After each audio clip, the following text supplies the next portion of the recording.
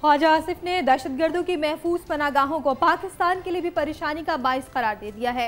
वज़ीर ख़ारजा ने अमरीकी और बैनुल अक़वामी मीडिया से गुफ्तगू में कहा कि पाकिस्तान में दहशतगर्दी के हालिया हमलों के ताने बाने अफगानिस्तान में मिलते हैं। उन्होंने पाक अमरीका ताल्लुकात से मुताल्लिक़ कहा कि दोनों ममालिक खित्ते में अमन, इस्तेहकाम और खुशहाली के मुश्तरका मकसद के लिए काम कर रहे हैं।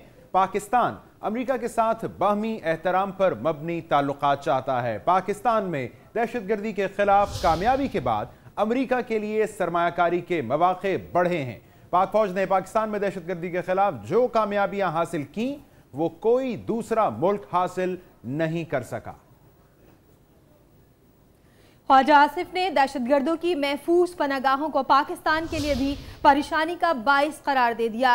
वज़ीर ख़ारजा ने अमरीकी और बैनुल अक़वामी मीडिया से गुफ्तगू में कहा कि पाकिस्तान में दहशतगर्दी के हालिया हमलों के ताने बाने अफगानिस्तान में मिलते हैं। उन्होंने पाक अमरीका ताल्लुकात से मुताल्लिक़ कहा कि दोनों ममालिक खित्ते में अमन, इस्तेहकाम और खुशहाली के मुश्तरका मकसद के लिए काम कर रहे हैं।